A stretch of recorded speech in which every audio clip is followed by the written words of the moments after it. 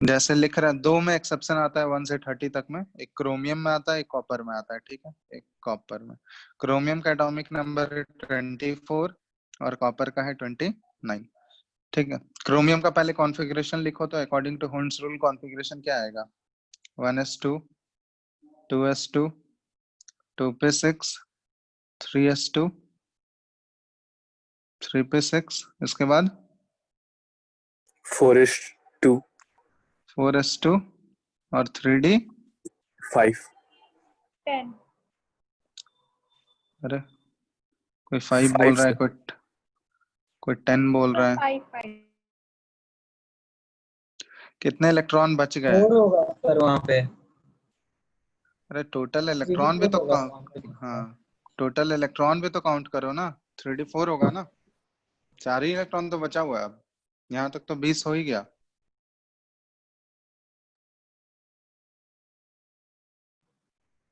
ठीक है, यही एक्सपेक्टेड होना चाहिए था, ये एक्सपेक्टेड हुंड्स रूल के अकॉर्डिंग ये एक्सपेक्टेड इलेक्ट्रॉनिक कॉन्फ़िगरेशन है ये एक्चुअली, लेकिन ये वाला कॉन्फ़िगरेशन फॉलो इसमें नहीं होता, ये एक्सेप्शन होता है, ये करेंगे। यहाँ तक तो सेम रहेगा, ठीक है, 3p6 तक सेम रहता है, लास्ट वाले में सिर्फ अंतर हो जाता है, ये 4s1 और 3d5, ये एक्चुअल कॉन्फ़िगरेशन है इसका, ठीक है। ये एक्सेप्टेड कॉन्फ़िगरेशन है कि एक इलेक्ट्रॉन s का जंप करके किस में चला जाता है? 3d5 में चला जाता है, क्लियर है। इसी तरह कॉपर का भी होता है, कॉपर का देखो 1s2 2s2 2p6 3s2 3p6 4s2 और 3d9, यही एक्सपेक्टेड होना चाहिए था, है ना? यही होना चाहिए था ना according to Hund's rule. Yes sir. Yes sir. लेकिन इसमें भी ये वाला फॉलो नहीं होता है, यहाँ भी लास्ट वाले में एक अंतर हो जाता है कि s का एक इलेक्ट्रॉन जो है ये जंप करके चला जा रहा है d10 में, ये एक्चुअल है इसका, ठीक है। तो ये लिखोगे तो ये गलत हो जाएगा, तो इसमें दो एक्सेप्शन होता है हुंड्स रूल का, एक कॉपर में एक क्रोमियम में। तो एक्चुअली ऐसा क्या है, देखो यहाँ पे क्रोमियम का ड्रॉ कर रहे हैं हुंड्स रूल के अकॉर्डिंग, एक 4s का ड्रॉ कर रहे हैं, 4s में तो एक ही ऑर्बिटल होगा और इसमें दो इलेक्ट्रॉन है, ठीक है।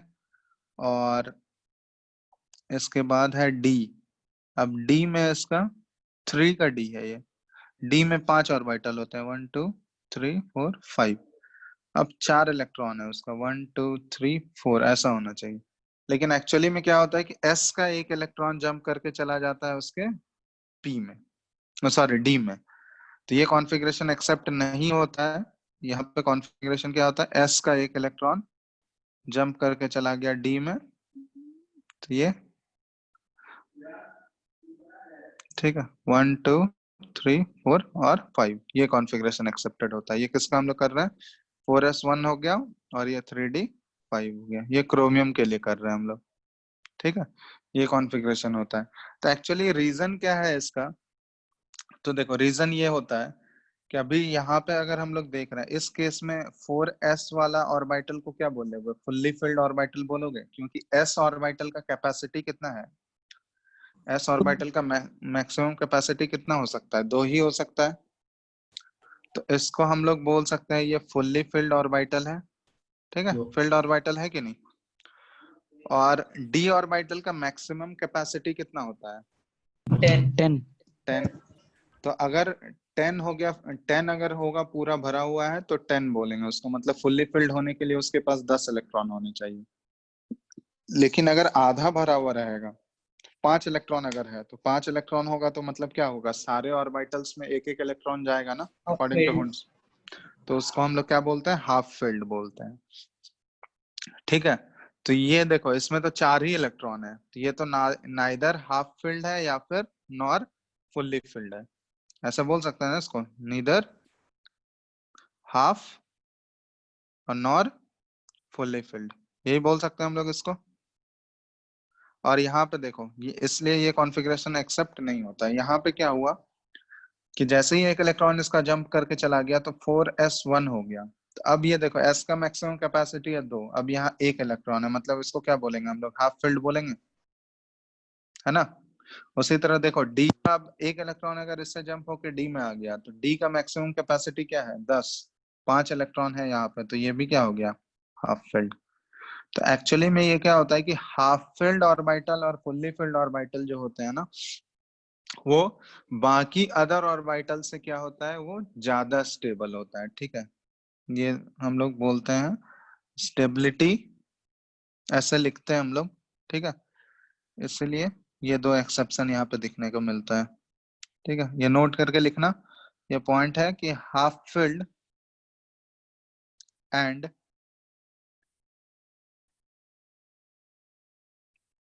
completely filled, half filled and completely filled subcell have some special stability। ठीक है, हाफ फिल्ड और completely filled कॉन्फ़िगरेशन जो होता है या सबसेल जो होता है, उसका स्टेबिलिटी जो होता है, कुछ स्पेशल स्टेबिलिटी आता है उनके पास। ठीक है, उसका रीजन क्या होता है स्टेबिलिटी, एक्स्ट्रा स्टेबिलिटी आने का? तो रीजन ये होता है, ये एक्सप्लेन करते हैं अभी। ठीक है, तो यहाँ पे देखो, इसीलिए ये क्या था, पहले वाले केस में देखो, नॉर्मल अगर हम लोग देखें, नॉर्मली अगर होल्स रूल के अकॉर्डिंग चलते तो 4:3D4 होता। लेकिन इसमें क्या होता है, एक फुल्ली फिल्ड कॉन्फ़िगरेशन है और एक ना तो हाफ फिल्ड है ना फुल्ली फिल्ड है। ठीक है, लेकिन जैसे ही इसका एक इलेक्ट्रॉन जंप करके चला गया D5 में, तो इस केस में क्या आ गया, दोनों फुल्ली फिल्ड ऑर्बिटल मिल गया, सॉरी दोनों हाफ फिल्ड हो गया ना। क्लियर है? Hello? Yes Yes, sir. sir. अगर एक इलेक्ट्रॉन इसका जंप करके इसमें चला गया, तो इसमें देखो 4s वाला भी सबसेल फुल हाफ फिल्ड हो गया, और 3d वाला भी सबसेल क्या हो गया, हाफ फिल्ड हो गया। तब कौन सा ज्यादा, पहले वाले केस का कॉन्फ़िगरेशन ज्यादा स्टेबल हो गया या दूसरा वाला, बताओ तो? इसमें दोनों हाफ फिल्ड हो गया, वहां पे सिर्फ एक ही फुल्ली फिल्ड था, तो ऑब्वियसली ज्यादा स्टेबल कौन सा होगा, सेकंड वाला सेकंड वाला। कॉन्फ़िगरेशन। ठीक है, तो इसीलिए ये कॉन्फ़िगरेशन इसमें फॉलो होता है, वो पहला वाला ऑर्डर फॉलो नहीं होता है। ठीक है, तो ये हम लोग बोलते हैं कि हाफ फिल्ड और कंप्लीटली फिल्ड सबसेल का जो होता है स्टेबिलिटी, थोड़ा सा एक्स्ट्रा स्टेबिलिटी होता है इनका बाकी अदर कॉन्फ़िगरेशन से। ठीक है, तो वो क्यों होता है, वो रीजन एक्सप्लेन कर रहे हैं अभी। ठीक है, तो लिखो, the stability of half filled and completely filled subcells can be attributed to the following। ठीक है, तो ये रीजन होता है, can be attributed to the following. तो दो रीजन होता है इसका मेन, दो रीजन के थ्रू हम लोग एक्सप्लेन करते हैं। पहला रीजन है सिमेट्रिकल डिस्ट्रीब्यूशन ऑफ इलेक्ट्रॉन्स। ठीक है, symmetrical distribution of electron, symmetry बहुत बड़ा रोल प्ले करता है। ठीक है, जनरली हाफ फिल्ड और फुल्ली फिल्ड अगर रहेगा सब शेल, तो उसमें देखो इलेक्ट्रॉन सिमेट्रिकली अरेंज्ड हैं। हाफ फील्ड में अगर रहेगा तो हाफ फील्ड में देखो एक ही डायरेक्शन में है, सिमेट्रिकल अरेंजमेंट है या नहीं? अगर फुल्ली फिल्ड भी रहेगा तो वो पूरा सिमेट्री के हिसाब से हम लोग उसको सिमेट्रिकल बोल सकते हैं। मतलब जैसे फुल्ली फिल्ड है, जैसे डी वाला सबसेल पूरा भरा हुआ है, तो भरा हुआ रहेगा तो उसमें 10 इलेक्ट्रॉन्स रहेंगे, और एक ऑर्बिटल में क्या रहेगा, 2 इलेक्ट्रॉन्स। तो 5 इलेक्ट्रॉन जो है क्लॉकवाइज वाला होगा और 5 इलेक्ट्रॉन एंटी क्लॉकवाइज वाला होगा। तो उसको क्या बोल सकते हैं हम लोग, एक सिमेट्रिकल अरेंजमेंट बोल सकते हैं। वो फुल्ली फिल्ड वाला केस हो गया। अगर हाफ फिल्ड भी है तो उसमें सारे, जैसे 5 ही इलेक्ट्रॉन है डी में, तो पांचों इलेक्ट्रॉन्स क्या कर रहा है, एक ही डायरेक्शन में घूम रहा है। ठीक है, ये सारे देखो, सारा का स्पिन क्या है, पैरेलल स्पिन है ना। तो पैरेलल स्पिन में ये अगर रोटेट भी कर रहे होंगे तो पैरेलल स्पिन है, इसका मतलब क्या हुआ, सारे एक ही डायरेक्शन में घूम रहे होंगे। कोई अपोजिट डायरेक्शन में इसमें घूम रहा होगा क्या, D5 में अगर हम लोग बात करें तो? बोलो। नहीं सर। ठीक है, तो इसलिए पहला फैक्टर जो आ जाता है, ये पहला फैक्टर है कि हाफ फिल्ड और फुल्ली फिल्ड जो होता है वो सिमेट्रिकल होता है, उसमें अरेंजमेंट, इलेक्ट्रॉन्स का जो अरेंजमेंट होता है वो सिमेट्रिकल होता है। तो सिमेट्रिकल होने से क्या होता है कि सिमेट्रिकल होने से इलेक्ट्रॉन्स के बीच का जो रिपल्सन होता है ना, वो कम होता है। ठीक है, कहीं भी अगर इलेक्ट्रॉन सिमेट्रिकली अगर डिस्ट्रीब्यूटेड होंगे तो उनमें इलेक्ट्रॉन इलेक्ट्रॉन के बीच का जो रिपल्सन होगा वो कम होगा। ठीक है, तो अब यहाँ ध्यान देना, इलेक्ट्रॉन अगर सिमेट्रिकल अरेंजमेंट है तो सिमेट्रिकल अरेंजमेंट क्या करता है, इलेक्ट्रॉन के रिपल्सन को कम करता है। तो अगर इलेक्ट्रॉन का रिपल्सन कम हो गया तो स्टेबिलिटी बढ़ेगा या घटेगा बताओ तो। लास्ट क्लास में ये बताए थे कि अगर ज्यादा रिपल्सन हुआ तो रिपल्सन ज्यादा होने की वजह से क्या होता है, ठीक है, ये ध्यान रखना। स्टेबिलिटी घट जाता है। हाँ, अगर रिपल्सन का वैल्यू, रिपल्सिव फोर्स अगर ज्यादा होगा तो रिपल्सन ज्यादा होता है तो वो एनर्जी बढ़ा देता है, ठीक है। उस सिस्टम का, जिस सिस्टम में रिपल्सन ज्यादा हो रहा होगा वो सिस्टम का एनर्जी को बढ़ा देता है, ठीक है। रिपल्सन ज्यादा मतलब एनर्जी बढ़ गया, और किसी भी सिस्टम का अगर एनर्जी बढ़ जाता है ना तो उसका स्टेबिलिटी क्या हो जाता है, ये कम हो जाता है, ठीक है, ये ध्यान रखना। एनर्जी और स्टेबिलिटी जो होता है ये इनवर्सली प्रोपोर्शनल होता है। एनर्जी जितना ज्यादा होगा उसका स्टेबिलिटी उतना कम होगा, और एनर्जी जितना कम है स्टेबिलिटी उतना ज्यादा है, ये ध्यान रखना, ये पॉइंट इंपॉर्टेंट है कि energy is inversely proportional to stability. Energy बढ़ रहा है मतलब रिपल्सिव फोर्स अगर बढ़ रहा है, रिपल्सन बढ़ेगा तो एनर्जी बढ़ेगा, और एनर्जी बढ़ेगा तो स्टेबिलिटी क्या हो जाएगा, कम हो जाएगा। तो इसलिए हम लोग बोलते हैं कि हाफ फील्ड और फुल्ली फील्ड में सिमेट्रिकल अरेंजमेंट होता है इलेक्ट्रॉन्स का, जिसकी वजह से रिपल्सन कम होता है, और रिपल्सन कम होने की वजह से स्टेबिलिटी क्या हो जाता है, उनका बढ़ जाता है। एक तो ये फैक्टर है सिमेट्रिकल डिस्ट्रीब्यूशन, और दूसरा होता है exchange energy.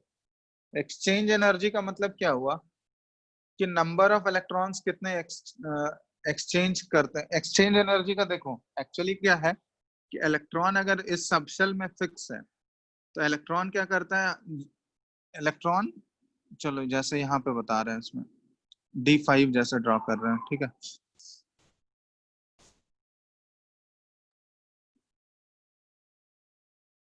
One two three four five, ठीक है, तो ये 5 ऑर्बिटल थे और सब में एक एक इलेक्ट्रॉन है। अब ये इलेक्ट्रॉन जो है आपस में यहाँ पे पोजीशन एक्सचेंज करते रहता है। ऐसा नहीं है कि एक इलेक्ट्रॉन किसी ऑर्बिटल में चला गया तो उसी में, वो कोई जरूरी थोड़ी है कि फिक्स्ड ऑर्बिटल में ही इलेक्ट्रॉन जाता है। नंबरिंग तो कोई भी हो सकता है ना, रैंडम ऑर्डर में फिलिंग होता है, ठीक है।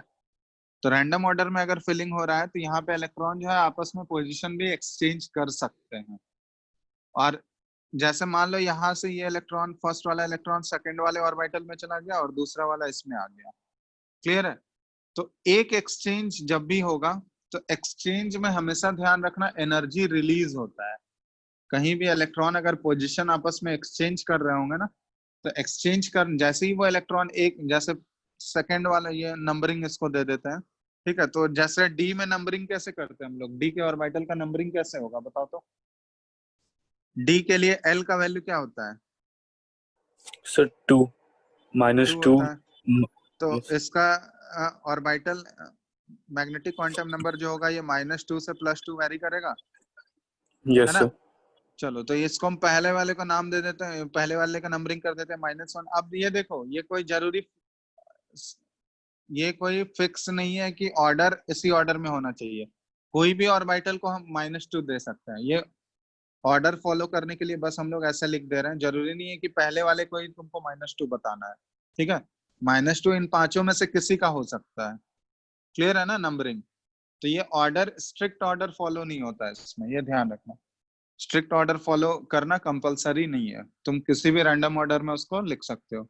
ये है कि किसी दो का सेम नहीं होना चाहिए, किसी दो ऑर्बिटल का नंबर ऐसा नहीं है कि सेम आ जाए, क्लियर है ना, ये ध्यान रखना। तो पहले वाले का -2 हम ऑर्डर में लिख रहे हैं यहाँ पे, तीसरे वाले का 0, फिर इसका +1 और ये +2, पांचों का नंबरिंग मिल गया, पांचों ऑर्बिटल्स का। अब जैसे मान लो -1 वाले ऑर्बिटल में जो इलेक्ट्रॉन है वो जंप करके -2 में जा रहा है और -2 वाला 1 में आ रहा है। तो जब भी इस तरह का इलेक्ट्रॉन का एक्सचेंज होता है ना, तो वहां से हमेशा एक्सचेंज में, इलेक्ट्रॉन का एक्सचेंज होता है तो वहां से एनर्जी रिलीज होता है हमेशा, ठीक है। एक्सचेंज ऑफ इलेक्ट्रॉन्स में क्या होता है, यहाँ पे ध्यान रखना, एक्सचेंज ऑफ इलेक्ट्रॉन्स में एनर्जी इज रिलीज्ड, ठीक है, एनर्जी रिलीज होता है। तो ये हमेशा ध्यान रखना। और जो एनर्जी रिलीज हो रहा है ना, एक्सचेंज ऑफ इलेक्ट्रॉन्स होने के बाद जितना एनर्जी रिलीज हो रहा है उसी एनर्जी को बोला जाता है एक्सचेंज एनर्जी। उसी एनर्जी को क्या बोला जाता है, एक्सचेंज एनर्जी। और देखो एनर्जी अगर किसी भी सिस्टम से बाहर निकलेगा तो उस सिस्टम का एनर्जी बढ़ेगा या घटेगा बताओ तो। अगर किसी सिस्टम से एनर्जी बाहर निकल रहा है तो उसका एनर्जी कम हो रहा है या ज्यादा हो रहा है, कम हो रहा है। कम हो रहा है। अब किसी भी सिस्टम का एनर्जी अगर कम होगा तो उसका स्टेबिलिटी बढ़ेगा या घटेगा? बोलो। बढ़ेगा। बढ़ेगा। तो वही रीजन बढ़ेगा। होता है यहाँ पे। एक्सचेंज ऑफ इलेक्ट्रॉन्स जो होता है हाफ फील्ड और फुल्ली फील्ड में ज्यादा पॉसिबिलिटी है कि इसमें इलेक्ट्रॉन्स का पॉसिबिलिटी ज्यादा है कि आपस में एक्सचेंज कर सकते हैं, क्योंकि रिपल्सन कम है। ठीक है, हाफ फील्ड और फुल्ली फील्ड में रिपल्सन कम होता है। रिपल्सन कम होने की वजह से ये मोर इजिली क्या कर सकते हैं, अपनी पोजीशन को एक्सचेंज कर सकते हैं। ठीक है, और पोजीशन अगर एक्सचेंज होगा इलेक्ट्रॉन का, जितना ज्यादा इलेक्ट्रॉन अपनी पोजीशन को एक्सचेंज करेगा उतना ज्यादा उससे एनर्जी रिलीज होगा, और जितना ज्यादा एनर्जी रिलीज होगा उसका एनर्जी उस सिस्टम का उतना कम होते जाएगा, और जितना कम सिस्टम का एनर्जी होगा स्टेबिलिटी उसका क्या होते जाएगा, बढ़ते जाएगा। तो यहाँ पे दो चीज होता है। पहला तो एक्सचेंज एनर्जी से हम लोग बताते हैं कि हाफ फील्ड और फुल्ली फील्ड में एक्सचेंज करना ज्यादा आसान हो जाता है as compare to other configuration, because यहाँ पे रिपल्सन कम है। ठीक है, एक तो ये फैक्टर है, और दूसरा जो है हाफ फील्ड और फुल्ली फील्ड में भी हम लोग कंपेयर कर सकते हैं।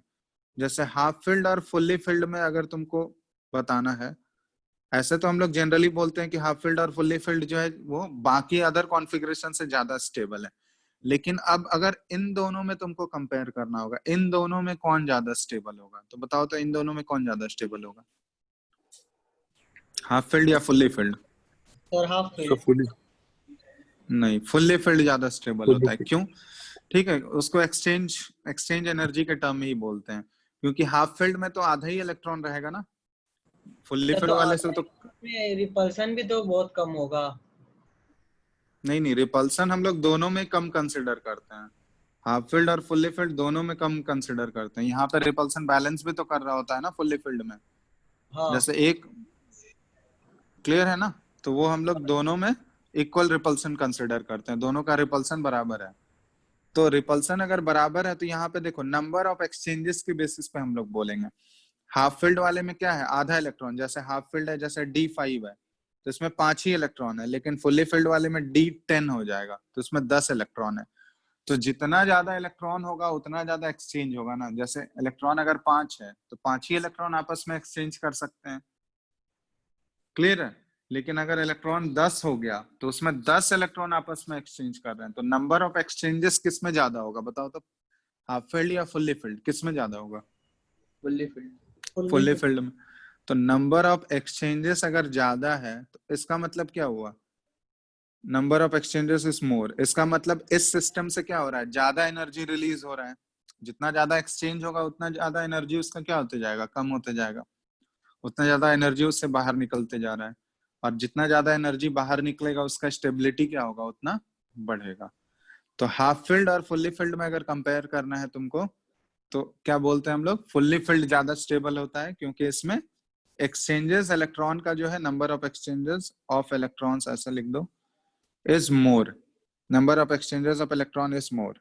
तो आज जितना ज्यादा एक्सचेंज होगा उतना ज्यादा एक्सचेंज एनर्जी निकलेगा और स्टेबिलिटी उसका उतना बढ़ते जाएगा। ठीक है, एनर्जी जितना ज्यादा निकलते जा रहा है स्टेबिलिटी बढ़ते जाएगा। क्लियर है? तो ये दो रीजन होता है जिसके थ्रू हम लोग एक्सप्लेन करते हैं कि यही सेम चीज यहाँ पे भी फॉलो हो रहा है। एक्सेप्शन जो आ रहा है वो एक्स्ट्रा स्टेबिलिटी की वजह से ही आ रहा है। देखो पहले वाले केस में क्या है, एक फुल्ली फील्ड है, दूसरा ना तो हाफ फील्ड है ना ही फुल्ली फील्ड है। लेकिन जैसे ही एक इलेक्ट्रॉन जंप करके इसमें चला गया तो इसके बाद क्या हो गया, दोनों हाफ फील्ड हो गया। तो ऑब्वियसली पहले वाले कॉन्फ़िगरेशन से दूसरा वाला कॉन्फ़िगरेशन मोर स्टेबल है, तो इसलिए स्टेबिलिटी हमेशा डोमिनेटिंग फैक्टर होता है, तो ये ध्यान रखना। इसलिए क्रोमियम में हुंस रूल फॉलो नहीं होता है, ये हुंस रूल को ओबे नहीं करता है, वो ये वाला कॉन्फ़िगरेशन फॉलो होता है। क्लियर है ना? तो क्रोमियम में एक्सेप्शन है। इसी तरह सेम कॉपर में भी हम लोग बोल सकते हैं। कॉपर में भी कॉन्फ़िगरेशन क्या था बताओ? Sir copper, 4s1 3d10। हाँ, सिर्फ लास्ट वाला लिख रहे हैं हम कि 4s2 और 3d9 ये नॉर्मल होना चाहिए था हुंस रूल के अकॉर्डिंग, बट ये नहीं होता है। इसमें भी एक इलेक्ट्रॉन जंप करके किस में चला गया, 4s1 का एक 2 का एक इलेक्ट्रॉन जंप करके डी में चला गया, तो 3d10 हो गया। अब देखो s1 तो ये क्या बन गया, हाफ फील्ड बन गया, ठीक है, और d10 ये क्या बन गया, फुल्ली फील्ड। क्लियर है ना? ये ध्यान रखना, ये हाफ फील्ड है, ये फुल्ली फील्ड हो गया। अब पहले वाले केस में देखो तो एक फुल्ली फील्ड था, दूसरा नॉर्मल कॉन्फ़िगरेशन था। लेकिन दूसरा वाला जैसे ही केस आ गया, एक हाफ फील्ड बन गया, एक फुल्ली फील्ड बन गया, तो कौन सा कॉन्फ़िगरेशन ज्यादा स्टेबल है, पहला या दूसरा? दूसरा। दूसरा। तो इसलिए इसमें ये फॉलो होता है। ठीक है, तो ये ध्यान रखना। तो ये इसमें 30 तक में जो अपने सिलेबस में, इसमें 2 एक्सेप्शन याद रखना, क्रोमियम और कॉपर वाले। ठीक है, तो नोट कर लो इसको। क्लियर है ना? कोई डाउट नहीं है ना इसमें किसी को? बोलो। हेलो। No sir. चलो, तो लिख लेना, बाद में पीडीएफ तो भेज ही देते हैं। ठीक है, आगे पढ़ाते हैं। क्लियर है? कोई डाउट है किसी को? बोलो, आगे बढ़े। Yes sir. चलो, यस सर। इसमें नेक्स्ट जो हम लोग करेंगे, इसमें एक छोटा सा और बच गया है, पॉलीज एक्सक्लूजन प्रिंसिपल। ठीक है, पॉलीज एक्सक्लूजन प्रिंसिपल, ये लिख लो, बस एक स्टेटमेंट है पॉलीज एक्सक्लूजन प्रिंसिपल। ये क्या बोला है कि इट स्टेट्स दैट, ऐसे लिख सकते हैं इसको, साथ साथ में ही लिखते जाना। It states that no 2 electrons in an atom can have same set of all the 4 quantum numbers। ये बहुत इंपॉर्टेंट है, क्वांटम नंबर्स। ठीक है, तो ये चीज ध्यान देना। पॉलीज एक्सक्लूजन प्रिंसिपल क्या बोला था कि किसी भी एटम में 2 इलेक्ट्रॉन ऐसा नहीं होगा जिसका कि चारों set of quantum number same हो जाए।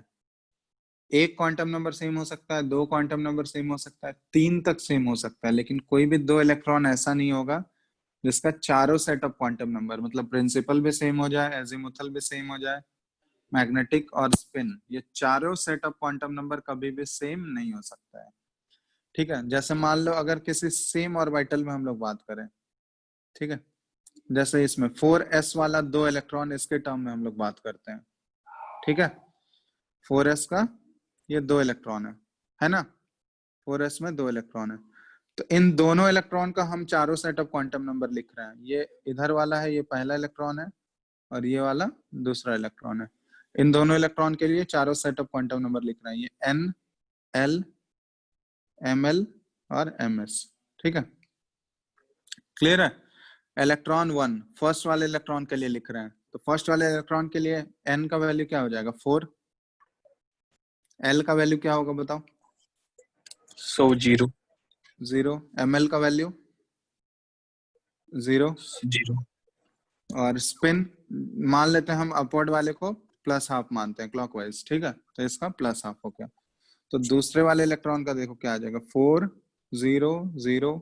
3 क्वांटम नंबर तो सेम ही रहेगा उसके लिए भी, माइनस लेकिन लास्ट वाला क्या हो जाएगा? माइनस हाफ हो जाएगा। तो यहाँ पे हम लोग सबसे ये वाला केस लिए कि अगर एक इलेक्ट्रॉन एक ही ऑर्बिटल में है, दोनों इलेक्ट्रॉन अगर एक ही ऑर्बिटल में है, तो उसका देखो उस केस में 3 क्वांटम नंबर तक तो सेम जाएगा, लेकिन फोर्थ वाले में क्या हो जाएगा? डिफरेंस आ जाएगा। तो कोई भी एटम में 2 इलेक्ट्रॉन ऐसा कभी नहीं होगा जिसका चारों सेट ऑफ क्वांटम नंबर हो जाए वो सेम हो जाए। क्लियर है? तो ये इंपॉर्टेंट है। तो इसी के बेसिस पे हम लोग बोलते हैं कि N orbital can contain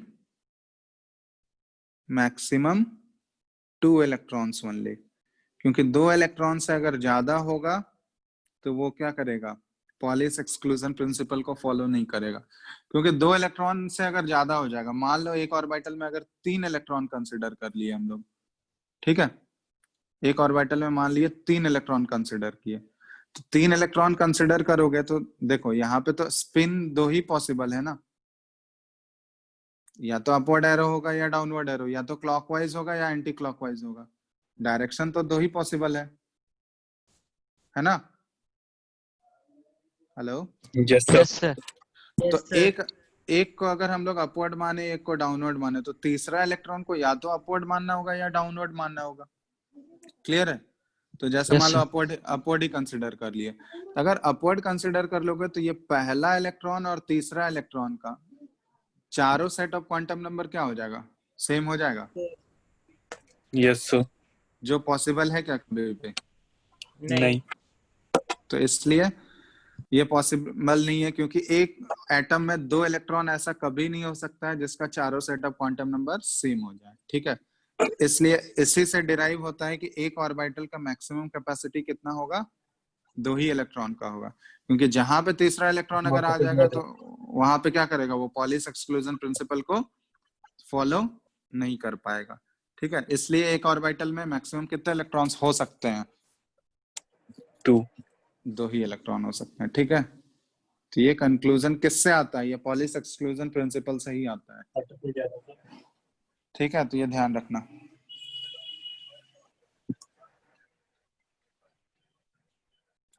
clear है ना? नहीं आया अभी तक। Yes, sir.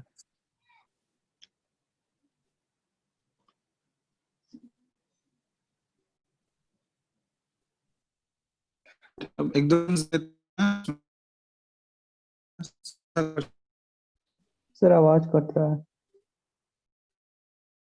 हेलो, क्या आ रहा है? अब आया सर, ठीक। फिर वो सही होने लगा।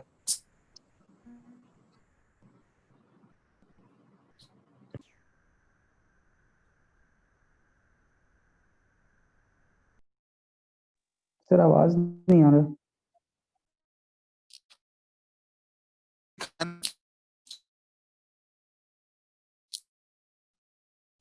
मिनट रुकना।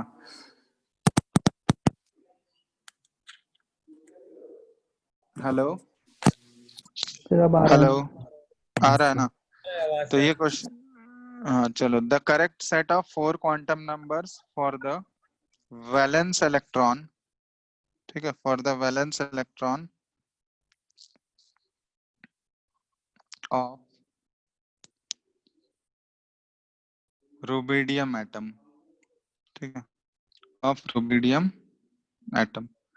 रुबिडियम एटम क्या है, आरबी, ठीक है, आरबी का एटॉमिक नंबर कितना होता है, 37 इज। चलो बताओ तो, 4 ऑप्शन दे रहे हैं इसमें, ठीक है, 500 प्लस 1/2, ऑप्शन बी है 510 प्लस 1/2। क्वेश्चन अच्छे से पढ़ो, वैलेंस इलेक्ट्रॉन बोला गया है, तो वैलेंस इलेक्ट्रॉन मतलब आउटर मोस्ट सेल वाला। हाँ, सबसे लास्ट वाला इलेक्ट्रॉन, आउटर मोस्ट सेल में जो इलेक्ट्रॉन है।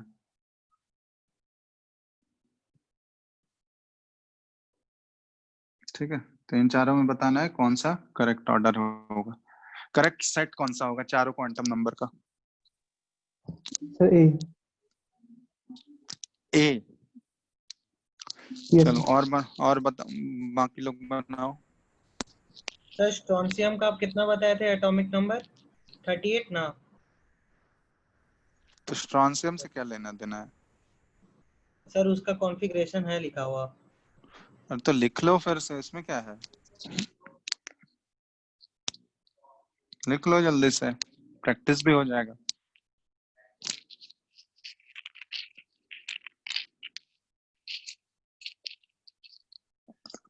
यस सर ए आ रहा। ए आ रहा है सबका? Sir, ये आया.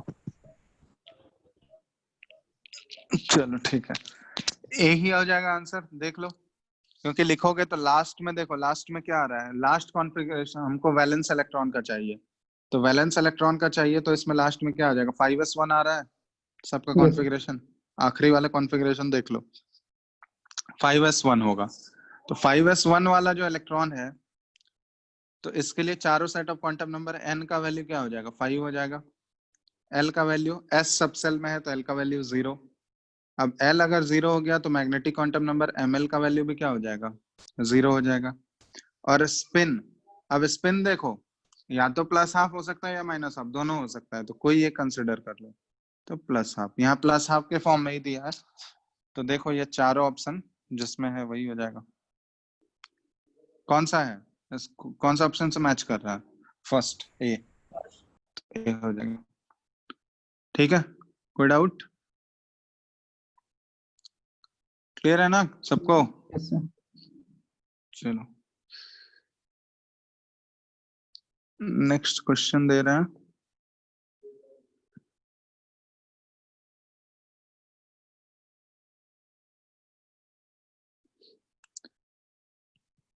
इसमें 4 ऑर्डर दे रहे हैं, ठीक है, इसको इंक्रीजिंग ऑर्डर ऑफ एनर्जी में लिखना है। ये सिंपल है, ये सब क्वेश्चन आया हुआ है जेईई मेंस में। फर्स्ट है ये दूसरा है n equal to 4, l equal to 0, तीसरा है 4 सेट दिया हुआ है n equal to 3, l equal to 2, और ये फोर्थ है n equal to 3, l equal to 1। इन चारों को अरेंज करना है इंक्रीजिंग ऑर्डर ऑफ एनर्जी में, ठीक है। Place in order of increasing energy.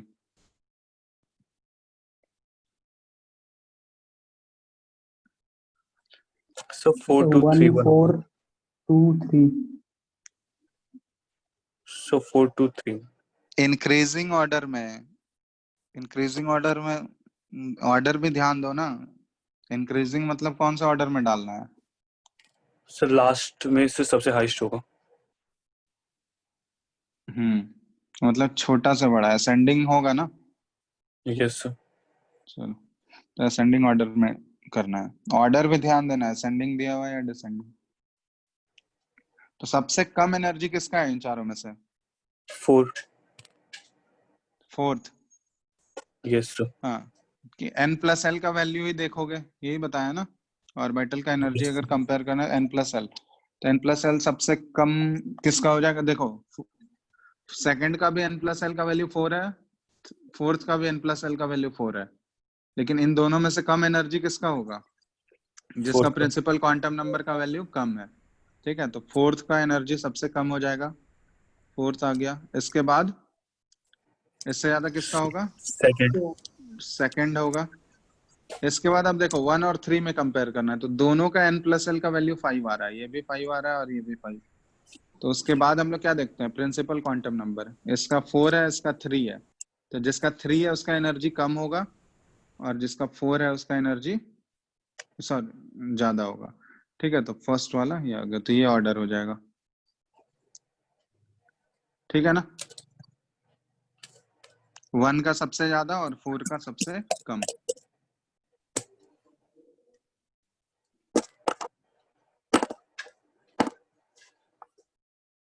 कोई डाउट है किसी को इसमें?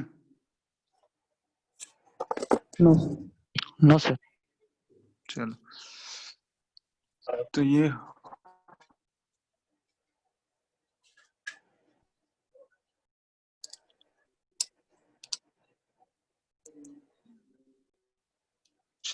ये जो क्वेश्चन एक पूछा था कल, कौन पूछा था? रवि। Yes sir. क्वेश्चन पूछे थे मैं वो बुकलेट का। सर आवाज अच्छे से नहीं आ रहा। हेलो, अभी आ रहा है? हाँ यस सर सर। अब यस सर। चलो, वो बुकलेट का ही क्वेश्चन था ना जो सब्जेक्टिव वाला पूछे थे, यस सर। बना वो? सर वो तो नहीं बना सर, जो वो सॉर्टिंग इक्वेशन का था तो उसमें थोड़ा डाउट लग रहा था, तो उसमें वो तो 4s। क्वेश्चन बता, तो वो तो बताए थे ना क्लास में, वो सेम ही तो सर क्वेश्चन लेकिन था। सर लेकिन 2s का सर रेडियल नोट तो सर 1 होता है ना। तो हाँ रेडियल तो नोट सर, तो तो उसका तो रेडियल, उसकी हाँ बोलो। तो उसको सॉल्व, तो उसका 0 वैल्यू आना चाहिए तब जाके सॉल्व होगा ना। तो उसमें 1, एक साइड 1 आ रहा है, दूसरी साइड पे सॉर्टिंग इक्वेशन सॉल्व नहीं हो पा रहा था। अरे उसको सॉल्व थोड़ी ना करना है, वो क्या बोला गया तुमको कि नोड पे कौन सा आना चाहिए? नोड से रिलेट करना है, तो नोड पे साई स्क्वायर, उसका स्क्वायर करोगे तो नोड पे क्या होना चाहिए? साई स्क्वायर का वैल्यू क्या होना चाहिए? 0 होना चाहिए ना। तो यस साई सर। का स्क्वायर करके वो 0 के बराबर पुट करोगे, वो वाला कॉन्सेप्ट बोले थे ना यूज करने। तो वो तो बताए ही थे क्लास में ही। जैसे ये वाला एक सब्जेक्टिव वाला क्वेश्चन है, ये अच्छा क्वेश्चन है, देखो तो है सबके पास बुकलेट क्या?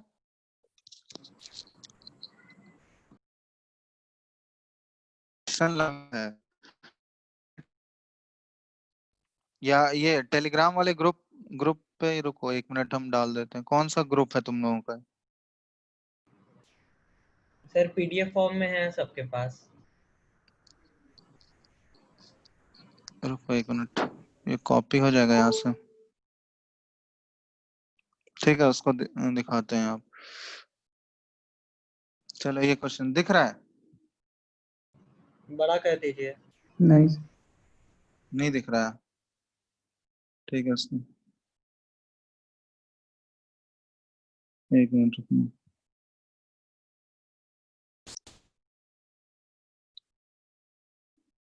अब दिख रहा है?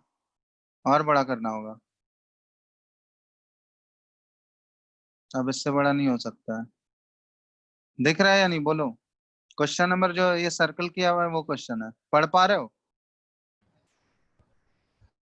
हेलो? यस सर, थोड़ा थोड़ा। सर उतना क्लियर नहीं है लेकिन ठीक है।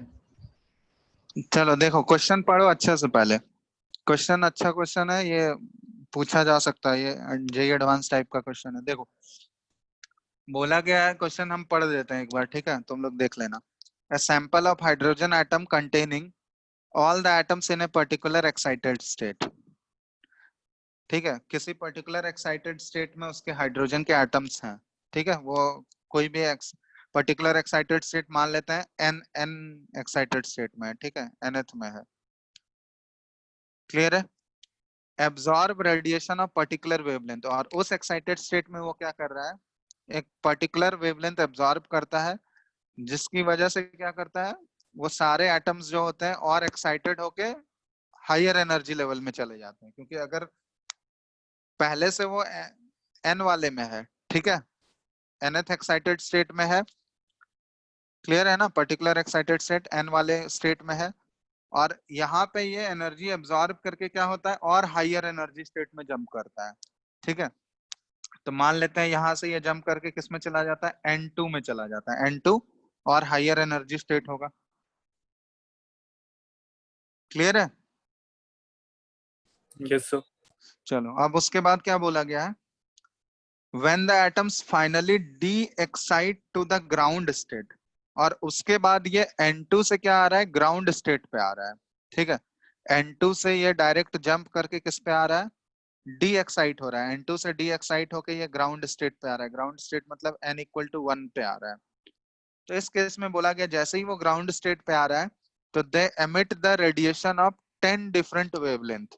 तो N2 से जब ये ग्राउंड स्टेट पे आ रहा है तो यहाँ पे ये 10 डिफरेंट स्पेक्ट्रल लाइंस हमको मिलता है। 10 स्पेक्ट्रल लाइंस टोटल मिल रहा है हमको। ठीक है, अब ध्यान दो, out of this 10 radiations 7 have wavelength shorter than the absorbed radiation. अब देखो जैसे इन 10 में से 7 ऐसा है, 7 वेवलेंथ ऐसा है, 7 रेडिएशन ऐसा है जिसका वेवलेंथ जो होगा ये एब्जॉर्ब्ड रेडिएशन से कम होगा। एब्जॉर्ब्ड रेडिएशन मतलब ये n से जो N2 पे जंप किया था ना, तो यहाँ पे तो एब्जॉर्ब करके ही गया था ना ये। क्लियर है? Yes sir. n यस से सर। जो N2 पे जा रहा है तो ये एब्जॉर्ब करके गया। तो यहाँ जो एब्जॉर्ब करने में जो वेवलेंथ यहाँ पे रिक्वायर्ड होगा, जो एब्जॉर्ब किया होगा, जिस वेवलेंथ को एब्जॉर्ब करके ये N2 में जंप किया होगा, उस वेवलेंथ से क्या है, ये 7 वेवलेंथ जो है, 7 स्पेक्ट्रल लाइन का जो वेवलेंथ है उससे शॉर्टर आ रहा है। ठीक है, 7 छोटा है उससे, और 2 वेवलेंथ जो है उससे लंबा है। 2 wavelength are longer than the absorbed radiation. ये जो एब्जॉर्ब्ड रेडिएशन है इसके वेवलेंथ से इन 10 में से 2 स्पेक्ट्रल लाइन का वेवलेंथ उससे ज्यादा है। ठीक है, और एक तो बराबर ही होगा, उसी के बराबर होगा।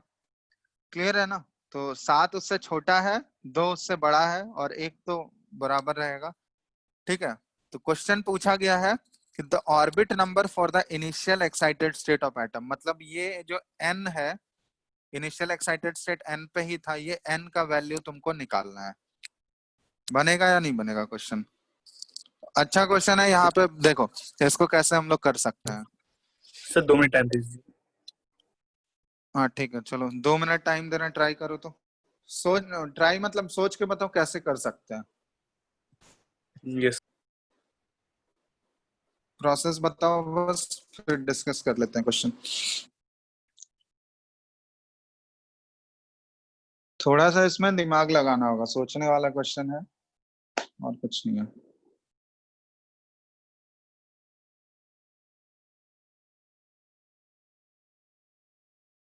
अब दिख रहा है ना क्वेश्चन पूरा? देखो तो। यस। चलो ठीक है।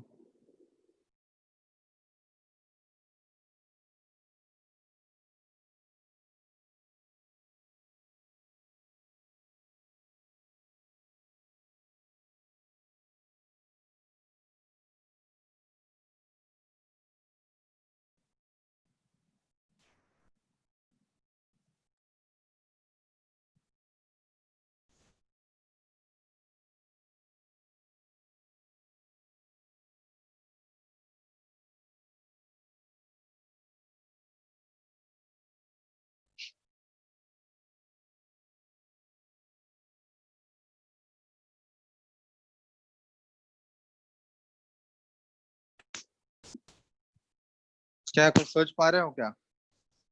Yes sir. क्या बताओ। सर पहले टोटल नंबर ऑफ जो सर फाइनल स्टेज पे सर उससे और ग्राउंड स्टेट के बीच में सर स्पेक्ट्रल लाइन से सर हम लोग ग्राउंड जो फाइनल स्टेट हाँ, पे सर उसका हम लोग ऑर्बिटल और सेल नंबर निकाल सकते हैं। उसके बाद उसके बाद सर से करना हम है, चलो कंपेयर करना होगा। ठीक है, देखो यहाँ पे यस क्या करेंगे हम लोग, एक चीज ध्यान दो। यहाँ पे देखो N2 से जो ग्राउंड स्टेट पे जंप कर रहा है, ठीक है, N2 से जो ग्राउंड स्टेट पे जंप कर रहा है, इसमें तो हमको पता है ना नंबर ऑफ स्पेक्ट्रल लाइंस कितना निकल रहा है, कितना दिया हुआ है क्वेश्चन में बताओ। सर 10। 10 दिया हुआ है। बाकी लोग सुन रहे हो या नहीं? Yes, sir. यस ठीक है, सर। चलो यहाँ ध्यान दो। तो N2 से जो ग्राउंड स्टेट पे जंप कर रहा है, इसमें 10 स्पेक्ट्रल लाइन निकल रहा है। तो एक फॉर्मूला बताए थे तुम लोगों को number of spectral lines total निकालने के लिए। क्या था फॉर्मूला बताओ तो? Sir N2 minus N1 into N2 ये माइनस था N1 फॉर्मूला, हाँ, minus N2 1 minus by 2। N1 into N2 minus N1 plus 1 और बाई 2, यही था। अब देखो इसमें N1 का तो वैल्यू हमको पता है, वो जंप करके किस में जा रहा है, ग्राउंड स्टेट पे जा रहा है। तो ग्राउंड स्टेट में N1 का वैल्यू क्या होता है बोलो? सो 1। 1 होता है। तो यहाँ पे नंबर ऑफ स्पेक्ट्रल लाइंस हमको 10 इक्वल टू और N2 माइनस 1, ठीक है, और इधर हम लोग क्या करेंगे, N2 माइनस 1 प्लस 1, तो ये तो N2 ही रहेगा बाई 2। ठीक है, तो ये सॉल्व करके जल्दी से बताओ तो। ये बच जाएगा N2 into N2 minus 1 by 2। N2 का वैल्यू क्या आ रहा है, सॉल्व करके बताओ, क्वाड्रेटिक 5 बनेगा। सर 5 आ रहा है। जल्दी बताओ। एक -4 आएगा, एक 5 5 आएगा। तो यस माइनस वाला वैल्यू तो एक्सेप्ट नहीं होगा ना, सेल का वैल्यू माइनस हो सकता है क्या?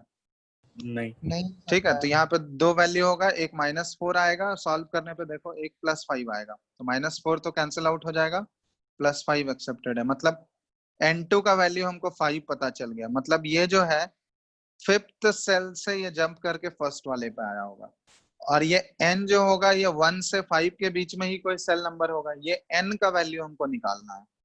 अब उसको निकालने के लिए हमको ये दिया हुआ है कि 7 जो वेवलेंथ है, उसका वेवलेंथ जो है इस एब्जॉर्ब्ड रेडिएशन, मतलब ये N से 5 वाले जाने में जो रेडिएशन होगा उससे इसका वेवलेंथ कम होगा, और दो रेडिएशन का वेवलेंथ उससे ज्यादा होगा।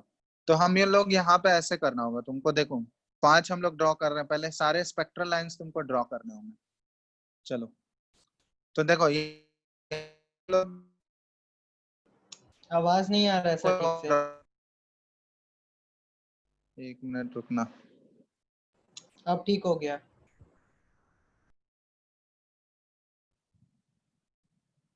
अब आ रहा है ठीक? Yes sir.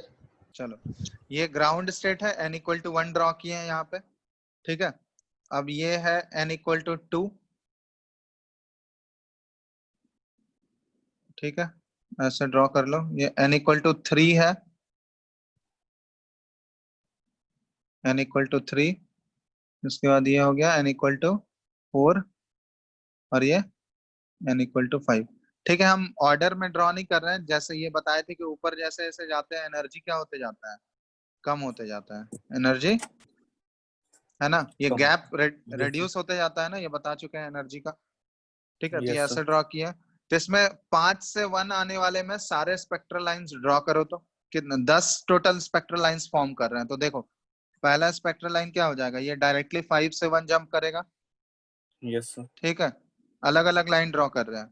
फिर इसके बाद ये 5 से 4 आया, फिर 4 से 3 आया, 3 से 2 आया और 2 से 1 आया। उसके बाद क्या हो सकता है कि 5 से आए ये डायरेक्टली किस पे, 3 पे, और 3 से ये जंप करके डायरेक्टली किस पे आ जाए, 1 पे। तो कितने हो गए टोटल, 4 5 2 7 हुए। अब क्या बचा कि 5 से डायरेक्टली ये आए 2 पे। ठीक है, और 2 से 1 वाला तो हो ही गया। और क्या बच गया है, So 4. हाँ 5 से 4 पे आए और 4 से ये जंप करके आ जाए, 4 से डायरेक्टली 2 पे आ जाए, Yes, sir. और 2 से 1 वाला तो हो ही गया। एक और बचा हुआ है, So 4 to 1. और 4 से 1। हाँ 4 से 1 वाला, कि 5 से 4 पे आया और 4 से डायरेक्टली ये जंप करके 1 पे आ जाए। टोटल 10 हो गया, काउंट कर लो। Yes, sir. टोटल 10 है ना। एग्जैक्ट 10 है सर। हाँ, तो 10 नंबर ऑफ स्पेक्ट्रल लाइंस बनेंगे जब 5 से 1 पे जंप करे। अब देखो ये हाइड्रोजन एटम के टर्म में बात हो रहा है, तो हमको एनर्जी पता है। हाइड्रोजन एटम का बताया, तो फर्स्ट सेल का एनर्जी कितना होता है, -13.6 इलेक्ट्रॉन वोल्ट। दूसरे का कितना होता है, -3.4 3.4. इलेक्ट्रॉन। तीसरे का 1.5 minus 1.5. -1.51 electron volt. फोर्थ का क्या हो जाएगा, -0.85। Yes, sir. Yes, sir. Fifth का कितना होगा, 0.54. वो किससे डिवाइड कर देंगे, n²/z करते हैं ना हम लोग। Yes, sir. So 0.5. Sorry, n²/z नहीं है, z²/n² करते हैं हम लोग। तो 13.6 को किससे डिवाइड कर दोगे, 5 के स्क्वायर So से। 25. हाँ, तो ये ये -0.54 आ जाएगा। तो देख रहे हो ना, ये इलेक्ट्रॉन वोल्ट है।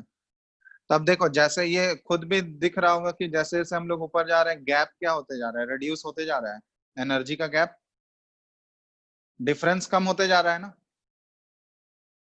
है ना। Yes, sir. चलो अब यहाँ पे मेन क्वेश्चन तुमको निकालना है कि ये बीच वाला स्टेट n, वो कौन से स्टेट पे हाइड्रोजन एटम्स जो है वो ओरिजिनली था। तब तुमको यहाँ से कंपेयर करना है कि 7 वेवलेंथ ऐसे होंगे, 7 लाइंस ऐसे होंगे जिनका वेवलेंथ क्या है, उसके एब्जॉर्ब्ड रेडिएशन से क्या है, छोटा है। तब देखो वेवलेंथ अगर उसका छोटा है, एब्जॉर्ब्ड रेडिएशन ये मान लेते हैं ये एब्जॉर्ब्ड है, एब्जॉर्ब्ड रेडिएशन से उसका वेवलेंथ छोटा है 7 लाइंस का। तो वेवलेंथ छोटा होने का मतलब क्या हुआ, एनर्जी क्या होना चाहिए उसका, एनर्जी बताए थे कि एनर्जी और वेवलेंथ इनवर्सली प्रोपोर्शनल होता है बड़ा होना है ना। एनर्जी और वेवलेंथ इनवर्सली प्रोपोर्शनल है। तो लेमडा अगर उसके लेमडा एब्जॉर्ब से छोटा होगा, इसका मतलब एनर्जी क्या हो रहा होगा, उसका एनर्जी जो ट्रांजिशन एनर्जी होगा उसका एब्जॉर्ब्ड एनर्जी से ग्रेटर होगा एनर्जी। बताओ, तभी तो उसका वेवलेंथ छोटा हो सकता है ना, Yes, sir. क्योंकि एनर्जी और वेवलेंथ इनवर्सली प्रोपोर्शनल है। तो अगर उसका लेमडा वेवलेंथ का वैल्यू 7 वेवलेंथ का वैल्यू अगर उसके एब्जॉर्ब्ड वेवलेंथ से छोटा है, इसका मतलब उन 7 का एनर्जी क्या होगा, उसके एब्जॉर्ब्ड एनर्जी से ज्यादा होगा। क्लियर है। और एब्जॉर्ब्ड एनर्जी हम लोग किसका बात कर रहे हैं, 3 से, सॉरी 3 नहीं बोल रहे हैं, ये हमको निकालना है कि वो n कौन से में है। n जो होगा वो 5 से 1 के बीच में ही होगा ना कोई। Yes, sir. ठीक है, तो 5 से 1 के बीच में ही होगा कोई। अब 5 से 1 के बीच में कौन सा है वो हमको नहीं पता है, तो वो काउंटिंग तुमको करना होगा कि तुमको पहले एज्यूम करना होगा, या तो वो 2 हो सकता है, या 3 हो सकता है, या 4 हो सकता है, इन्हीं तीनों में से कोई होगा, है ना। Hello, yes sir. तो इन्हीं तीनों में से कोई वैल्यू होगा। तो अब तुमको हीट एंड ट्रायल तीनों के लिए चेक करना होगा कि कौन सा अगर हम लोग एज्यूम करेंगे, जिसको एज्यूम करने से 7 वेवलेंथ या 7 लाइंस का एनर्जी जो है उसके एब्जॉर्ब्ड एनर्जी से ज्यादा आ जाएगा। ठीक है, तो जैसे मान लेते हैं हम लोग सबसे पहले एज्यूम करते हैं 4। ये बहुत मेहनत का हो जाएगा क्वेश्चन। तो मेहनत करना ही है, दिमाग ही लगाना है। ये अगर तुम लोग देखोगे ना तो पता चल जाएगा, जैसे ऑब्जर्व करोगे अच्छे से तो इसमें सारे लाइंस को अगर ऑब्जर्व करोगे तो ये डायरेक्टली दिख रहा है कि n=3 आएगा, डायरेक्टली ऐसे देख सकते हो। देखो n=3 हम लोग एज्यूम करते हैं, यहाँ पे देखो n=3 अगर एज्यूम कर रहे हैं, ठीक है, तो n=3 में एज्यूम कर रहे हैं, तो ये वाला लाइन जो है 5 से 3 वाला लाइन, क्लियर है? तो ये तो बिल्कुल इसमें जितना एब्जॉर्ब किया होगा उतना ही एनर्जी रिलीज होगा, यस सर। क्योंकि 3 से 5 जाने में जितना एनर्जी एब्जॉर्ब हुआ होगा 5 से 3 आने में उतना ही एनर्जी तो रिलीज किया होगा ना। Yes sir. तो इस केस में ये वाला वेवलेंथ क्या होगा, बराबर होगा। क्या यस बोला सर। गया? तो एक वेवलेंथ बताए थे, एक वेवलेंथ तो कॉन्साइड करेगा, और बाकी क्या बोल रहा है कि 7 वेवलेंथ जो है उसके एब्जॉर्ब्ड रेडिएशन से छोटा होगा। हाँ छोटा है, मतलब उसका एनर्जी ज्यादा है, उन 7 रेडिएशन का एनर्जी जो होगा ज्यादा होगा इसके एब्जॉर्ब्ड एनर्जी से, और 2 का एनर्जी जो होगा उससे कम होगा। 7 का एनर्जी ज्यादा होगा, 2 का एनर्जी कम होगा। तो यहाँ पे ध्यान दो, देखो कौन कौन सा 7 का एनर्जी ज्यादा होगा, देख लो, काउंट करके देखो तो। एक पहला ये वाला एनर्जी इसका ज्यादा होगा, फर्स्ट वाला जो 5 से 1 पे आ रहा है, ऑब्वियसली इसका एनर्जी तो 3 से 5 से 3 वाले से एनर्जी तो ज्यादा ही होगा ना इसका। Yes sir. और बताओ किसका एनर्जी ज्यादा होगा? Sir 2 to 1, 3 to 1। सर 4 ये to 1 ज्यादा 2 होगा। 2 to 1 वाला भी एनर्जी ज्यादा होगा, ठीक है। Yes sir. 3 से 2 वाला एनर्जी ज्यादा होगा या कम होगा? यहाँ पे डिफरेंस खुद देख लो तुम लोग, हमको सर ज्यादा होगा। थर्ड और ज्यादा 5 होगा। के थर्ड और 5 के बीच का डिफरेंस देखना है, तो थर्ड और 5 के बीच का डिफरेंस देख लो, 1.51 है, और माइनस ये प्लस 0.54 हो जाएगा, ठीक है। माइनस इंटू माइनस करोगे तो ये कितना आ रहा है, या ऐसे कर लो ना, हम लोग फाइनल माइनस इनिशियल करते हैं, तो फाइनल माइनस इनिशियल कर लो, इसमें पॉजिटिव वैल्यू आएगा तो उससे आइडिया लगा सकते हैं हम लोग, ठीक है। तो ये आ जाएगा माइनस 0.54 और प्लस 0.9 सर 0.97 आ रहा कितना आ रहा है? है। 0.97। 0.97, ठीक है। तो ये इससे तुमको कंपेयर करना है, तो देखो दूसरा इसका तो एनर्जी ज्यादा होगा, मतलब डिफरेंस जो होना चाहिए वो 0.97 से ज्यादा होना चाहिए। तो 3 से 2 वाला डिफरेंस जो होगा इससे ज्यादा होगा या कम होगा, देख लो। 3 से 2 वाला सर ज्यादा होगा सर। ज्यादा होगा, तो ये भी आ जाएगा तीसरा। चौथा ये 3 से 1 वाला, ये लाइन भी हो जाएगा। फिर Yes, 5 से 2 वाला, ये वाला भी लाइन हो जाएगा। फिर 4 से 2 वाला, ये भी लाइन हो जाएगा, है ना, जिसका Yes, एनर्जी 0.97 से ज्यादा हुआ। और 4 से 1 वाला, ये भी लाइन हो जाएगा।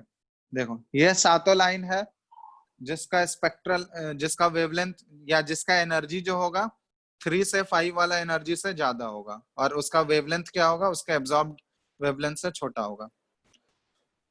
ये 7 लाइन मिल गए हमको। और 2 लाइन Yes, क्या बोला जा रहा है, 2 स्पेक्ट्रल लाइंस वैसे होंगे जिनका वेवलेंथ जो है बड़ा होगा। उससे ज्यादा होगा। तो वेवलेंथ अगर ज्यादा होगा मतलब उसका एनर्जी क्या होना चाहिए, उससे छोटा होना चाहिए। तो वो दोनों कौन सा होगा, ये रोमन नंबर से हम लोग डिनोट कर रहे हैं उसको। पहला तो ये होगा Yes, फर्स्ट, और दूसरा 4 to 3. 4 to 3। 4 to 3, यही 2 होगा। तो इन दोनों का एनर्जी जो है उससे कम है, एनर्जी कम है ना उससे। 5 Yes, से sir. 3 Yes, वाले sir। से तो एनर्जी कम होगा इसका, और एनर्जी कम है तो वेवलेंथ क्या होगा, इस एब्जॉर्ब्ड वाले वेवलेंथ से ज्यादा होगा। और एक तो यही होगा, एक तो कॉन्साइड कर जाएगा ना, 10 में से एक लाइन तो यही है, तो एक का वेवलेंथ तो इसी के बराबर हो जाएगा। 5 to 3। हो गया ना। तो 7 Yes, मिल sir। गया हमको, 7 लाइंस वैसे मिल गए जिसका वेवलेंथ उससे छोटा हो गया, और 2 लाइन वैसे मिल गए जिसका वेवलेंथ उससे बड़ा हो गया, बड़ा हो और एक लाइन वैसा है जो कि वेवलेंथ बराबर होगा। तो टोटल 10 लाइन मिल गए हमको। Yes, तो sir. इनिशियली इलेक्ट्रॉन कौन से स्टेट में था, n=3 में था। 3। तो इसका आंसर क्या हो जाएगा, 3। तो ऐसा तुमको विजुअलाइज करना था इसमें। तो हम लोग जो ये रे है सर उसको हम लोग वेवलेंथ या फिर कंसीडर नहीं कर सकते क्या कंसिडर कर सकते हो? सर? ये जो नंबर लाइंस है सर इसको वेवलेंथ। ऐसे पिक्टोरियल रिप्रेजेंटेशन में आसानी से हम लोग कंपेयर कर सकते हैं, ठीक है, ऐसे आसानी से दिख रहा है। ऐसे करोगे बिना इसके बनाए करोगे तो फिर तो वो तुमको डिफरेंस निकाल के वो बहुत लेंदी कैलकुलेशन हो जाएगा, एक एक वैल्यू पुट करके देखना होगा। सर यहाँ ये लाइन पिक्टोरियल कौन सर? लाइन सर को ये लाइन है सर वेवलेंथ कंसीडर कैसे, जो बड़ा लाइन है सर उसका लार्जर। वैसे कैसे करेंगे? वो एक्चुअली बड़ा लाइन है तो उसका एनर्जी ज्यादा है ना। Yes sir. बड़ा लाइन है तो एनर्जी ज्यादा हुआ, एनर्जी ज्यादा हुआ तो उसका वेवलेंथ कम हो जाएगा ना, ठीक है। Yes sir yes. वो बड़ा छोटा ड्रॉ करोगे तो उसके लिए तुमको एग्जैक्ट गैप भी अच्छे से रखना होगा, क्योंकि हमको पता है कि गैप रिड्यूस होते जाता है ऊपर। तो ऐसे अगर सारा बराबर लाइन में ड्रॉ कर दोगे तब तो गैप भी नहीं पता चल पाएगा ना। तो उसके लिए गैप तुमको अच्छे से मेंटेन करना होगा, स्केलिंग करके ड्रॉ करना होगा, तब फिर लाइंस के थ्रू जा सकते हो, ठीक है। Yes sir. चलो, तो ये क्वेश्चन अच्छा है, ठीक है। ये क्वेश्चन, इस टाइप के क्वेश्चन जेईई एडवांस में पूछ सकता है, तो ये ध्यान रखना। तो इस टाइप के क्वेश्चन आया भी है, इस टाइप का क्वेश्चन। क्लियर है ना सबको? किसी को डाउट है इसमें? No, sir. सर हाँ, डाउट है किसी को? सर इलेक्ट्रिक कॉन्फ़िगरेशन से सर एक्साइटेशन से इसमें नहीं है। इसमें नहीं है ना, चलो ठीक है। इसमें देखो एक और चीज है, जैसे मान लो अगर आयंस का इलेक्ट्रॉनिक कॉन्फ़िगरेशन लिखने बोला जाए, एक वो चीज छूट गया था, आयंस का जैसे लिखना है। इसमें आप जैसे देख के कैसे बता देते हैं n इक्वल टू 3? तो n=3 में काउंट कर लो ना तुम। ये लाइंस का तुम ये देख के बता सकते हो, लाइंस का लेंथ देख के। अगर तुम अच्छे से गैप देकर ड्रॉ करोगे ना तो लाइंस के लेंथ से भी तुमको पता चल जाएगा, समझ ठीक गया। है। क्लियर है? वो स्केलिंग अच्छे से करना, क्योंकि हमको पता है कि गैप क्या होते जाता है, ऊपर रिड्यूस होते जाता है ना। तो स्केलिंग अगर करोगे अच्छे से तो वो लाइन का लेंथ देख के उससे आइडिया लगा सकते हो। लाइन का लेंथ क्या बताएगा? वो एनर्जी बताएगा, ठीक है। लाइन का यस सर। लाइन का लेंथ जो है वो एनर्जी को डिनोट करेगा, एनर्जी ट्रांजिशन शो करेगा। और जितना बड़ा लाइन होगा उसका एनर्जी उतना ज्यादा होगा, एनर्जी ट्रांजिशन उतना ज्यादा, और उसका वेवलेंथ उतना कम होगा, क्योंकि एनर्जी और वेवलेंथ वो इनवर्सली प्रोपोर्शनल है, ठीक है। तो वो स्केलिंग अच्छे से करोगे तो वो लाइन देख के आइडिया लग जाएगा, ठीक है। यस चलो, सर। अब आयंस का इलेक्ट्रॉनिक कॉन्फ़िगरेशन देख रहे हैं हम लोग। तो आयंस का इलेक्ट्रॉनिक कॉन्फ़िगरेशन देख रहे हैं, तो जैसे मान लो Fe2+ का कॉन्फ़िगरेशन लिखना है, तो इसमें हम लोग क्या करते हैं, देखो ऐसा नहीं है कि जैसे Fe का नंबर ऑफ इलेक्ट्रॉन्स कितना होता है, 20। अगर नॉर्मल रहता, न्यूट्रल रहता तो 26 होता है इसका एटॉमिक नंबर, है ना। Yes sir. और तो यहाँ पे अगर ये न्यूट्रल एटम होता तो 26 इलेक्ट्रॉन रहता, लेकिन अब 2 इलेक्ट्रॉन कम हो गया इसके पास। तो 2 इलेक्ट्रॉन कम हो गया तो तुम ऐसे मत कर देना कि 24 इलेक्ट्रॉन मान के हम कॉन्फ़िगरेशन लिख दिए। आयंस के केस में हम लोग नंबर ऑफ इलेक्ट्रॉन्स काउंट करके उसके बाद इलेक्ट्रॉनिक कॉन्फ़िगरेशन नहीं लिखते हैं। पहले क्या करोगे, पहले न्यूट्रल एटम का कॉन्फ़िगरेशन लिखोगे। समझ में आ रहा है? जो भी आयंस का लिखना है तो जो उसका न्यूट्रल एटम होगा पहले उसका कॉन्फ़िगरेशन लिखना है, और उसके बाद हमको पता है कि आयंस कब बनता है। आयंस तभी बनेगा जब इलेक्ट्रॉन उससे रिमूव होता है। और इलेक्ट्रॉन हमेशा, ये ध्यान रखना कि इलेक्ट्रॉन हमेशा रिमूव कहाँ से होता है, आउटर मोस्ट सेल से ही रिमूव होता है। बीच वाले सेल से इलेक्ट्रॉन निकलेगा क्या? ठीक है। तो इलेक्ट्रॉन्स हमेशा हमको बाहर से निकालना है, जो बाहर वाला कॉन्फ़िगरेशन सबसे लास्ट वाला कॉन्फ़िगरेशन होगा, इलेक्ट्रॉन उससे निकालना है हमको, ठीक है। तो ऐसा नहीं है कि नंबर ऑफ इलेक्ट्रॉन्स काउंट करके उसके बाद कॉन्फ़िगरेशन, वो गलत हो जाएगा। तो जैसे Fe2+ का लिखना है हमको, तो सबसे पहले क्या करना होगा, इसका न्यूट्रल कॉन्फ़िगरेशन लिखेंगे हम लोग। तो 1s2 2s2 2p6 3s2 3p6 4s2 और 3d6। ये हो गया न्यूट्रल कॉन्फ़िगरेशन इसका आयरन का। अब यहाँ देखो, अब इसमें से क्या करना है हमको, 2 इलेक्ट्रॉन अब निकालना है। तो 2 इलेक्ट्रॉन इसका किससे निकलेगा, जो सबसे लास्ट वाला कॉन्फ़िगरेशन आया है। लास्ट वाला कॉन्फ़िगरेशन इसका कौन सा दिख रहा है? 3d6। 3d6। तो इसका Fe2+ का कॉन्फ़िगरेशन क्या आ जाएगा, ये Fe का कॉन्फ़िगरेशन है, ठीक है। Fe2 प्लस का क्या आ जाएगा, यहाँ तक तो सेम रहेगा, लास्ट में क्या रहेगा 3d4 रहेगा। ठीक है, तो ये Fe2 प्लस। सर एक्सटेंशन वाला नहीं लगेगा 4s1 3d5 4s1 3d5 क्या 4s1 3d5? यार मतलब आप बोले ना कि वहां पे 4s2 तक वहां पे सेम रहेगा, बस आखिरी वाला में 3d4 हो जाएगा। हाँ हाँ 3d4 हो जाएगा। सर तो वहां पे एस सब सेल से जैसे कॉपर का केस में जा रहा था डी सब सेल में, तो वैसे नहीं होगा इसमें।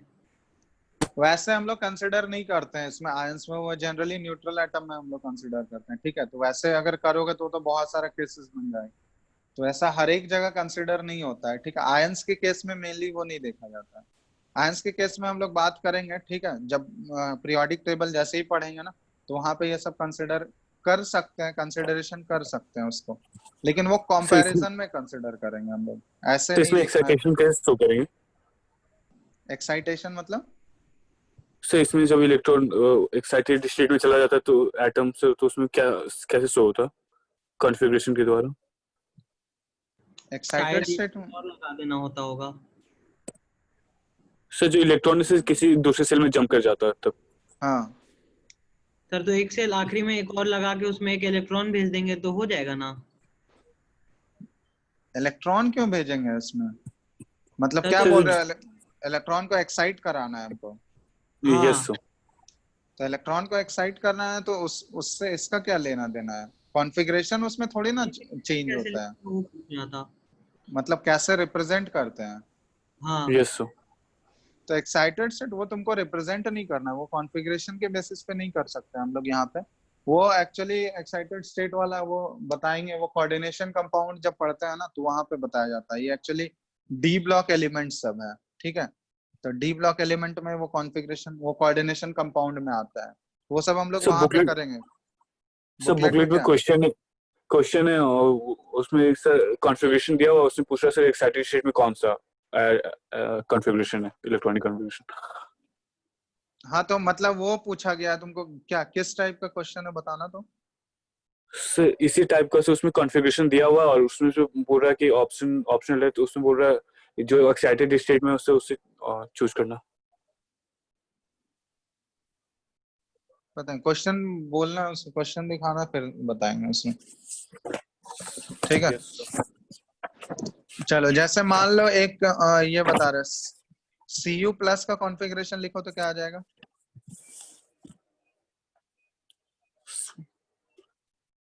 सर लास्ट का बोले? रुको एक सर चीज, 4s।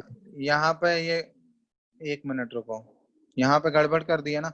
हम लोग इलेक्ट्रॉन रिमूव कर रहे हैं, किससे रिमूव करेंगे, अभी बताए थे इलेक्ट्रॉन रिमूव किससे करना है, 4s वाला सेल से। आउटर मोस्ट सेल से इलेक्ट्रॉन रिमूव होता है ना, ये ध्यान रखना। इलेक्ट्रॉन हमेशा रिमूव होता है तो बीच वाले सेल से थोड़ी ना रिमूव हो जाएगा। ठीक है, जब भी आयन का फॉर्मेशन होगा तो इलेक्ट्रॉन हमेशा किससे निकलेगा, आउटर मोस्ट सेल से निकलता है। अब यहाँ पे आउटर मोस्ट सेल देखो तो कौन सा है, सेल की बात कर रहे हैं हम लोग, सेल की बात 4। कर रहे हैं, तो आउटर मोस्ट सेल कौन सा है, फोर्थ सेल, क्योंकि ये 3D लिखा हुआ है तो ये तो थर्ड सेल ही रिप्रेजेंट कर रहा है ना। 3D लिखा हुआ है तो ये तो थर्ड का ही डी सब सेल है, लेकिन इसका आउटर मोस्ट सेल कौन सा होगा, फोर्थ सेल है ना आउटर मोस्ट सेल। यहाँ 4 भी आ रहा है कॉन्फ़िगरेशन में, मतलब इसका आउटर मोस्ट सेल कौन सा हो गया, फोर्थ सेल हो गया। और इलेक्ट्रॉन पहले निकलेगा तो सबसे आउटर मोस्ट सेल से ही निकलेगा। ठीक है, तो इसलिए यहाँ पे बोल रहे थे तुम लोग को कि पहले न्यूट्रल एटम का कॉन्फ़िगरेशन लिखोगे, उसके बाद हम लोग इलेक्ट्रॉन को रिमूव करेंगे। रिमूव इलेक्ट्रॉन फ्रॉम, यहाँ ऐसे लिख लेना, remove electrons from outer most shell. ठीक है, आउटर मोस्ट सेल से हम लोग रिमूव करते हैं, तो आउटर मोस्ट सेल यहाँ पे कौन सा है, फोर्थ सेल है। अब फोर्थ सेल से हमको कितने इलेक्ट्रॉन रिमूव करने हैं बताओ तो। 2। 2 इलेक्ट्रॉन, तो 2 इलेक्ट्रॉन तो इसके पास था ही फोर्थ सेल में, तो ये दोनों इलेक्ट्रॉन फोर्थ सेल से रिमूव होगा, ना कि 3 से। क्लियर है, तो ये चीज यहाँ पे गलती कर रहे थे, हमेशा ध्यान रखना।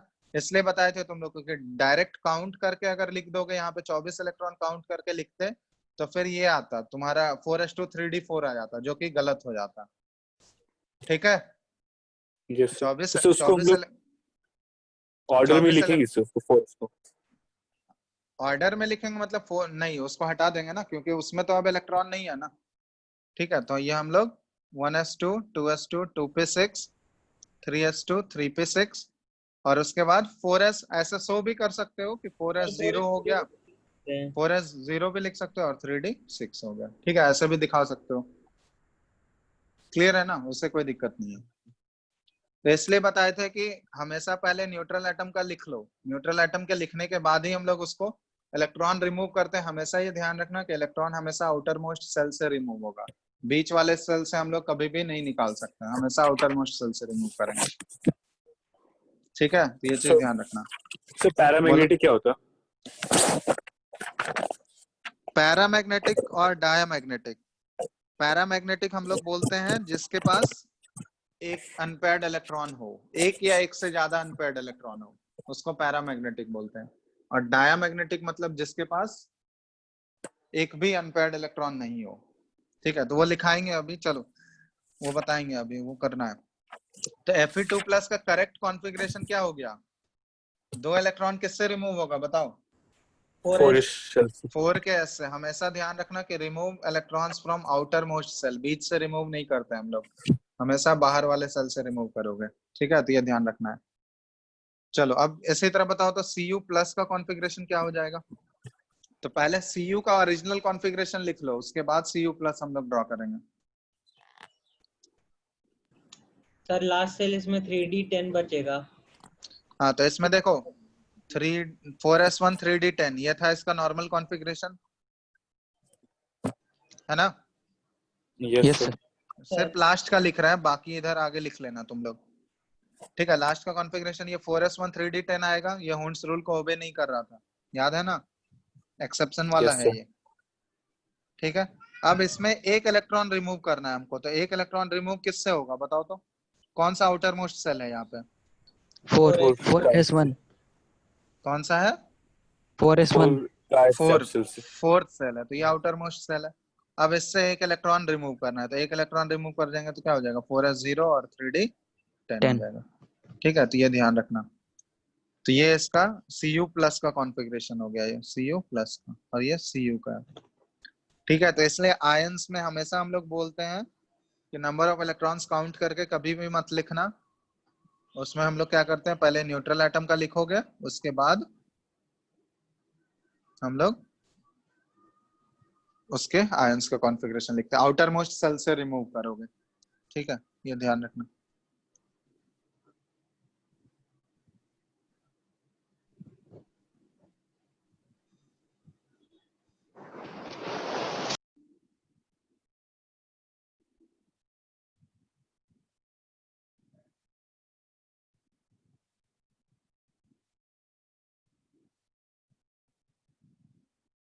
हो गया, इतना समझ में आ गया ना आयंस का Yes. कैसे लिखना है?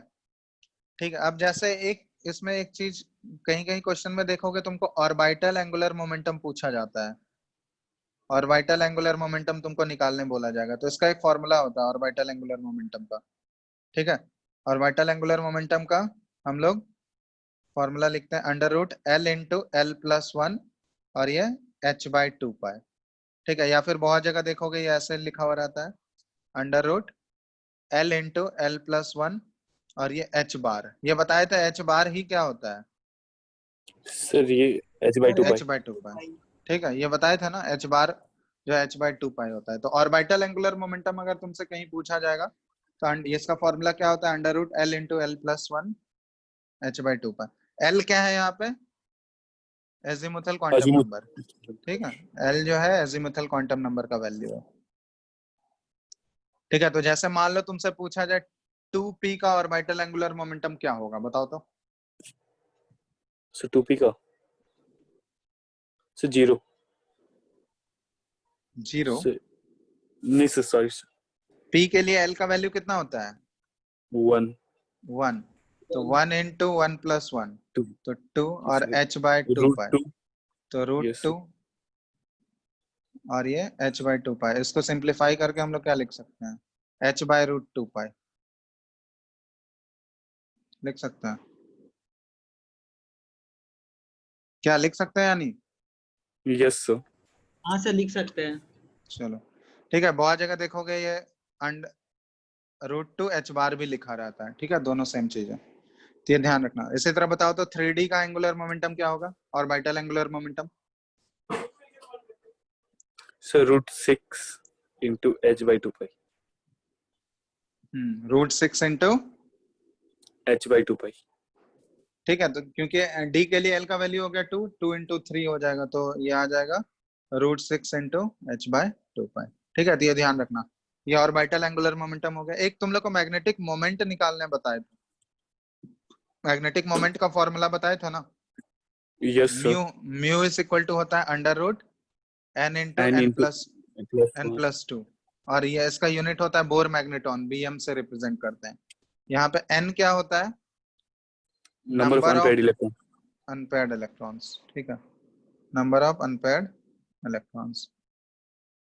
ये मैग्नेटिक मोमेंट है, मैग्नेटिक मोमेंट। ठीक है, यहाँ पे ये बता रहे हैं कि एक होता है पैरामैग्नेटिक और एक होता है डायमैग्नेटिक। पैरामैग्नेटिक सब्सटेंस हम लोग उसको बोलते हैं, पैरामैग्नेटिक स्पीसीज, जिसके पास नंबर ऑफ अनपेयर्ड इलेक्ट्रॉन्स क्या होना चाहिए? 1 से ग्रेटर होना चाहिए। नंबर ऑफ अनपेयर्ड इलेक्ट्रॉन्स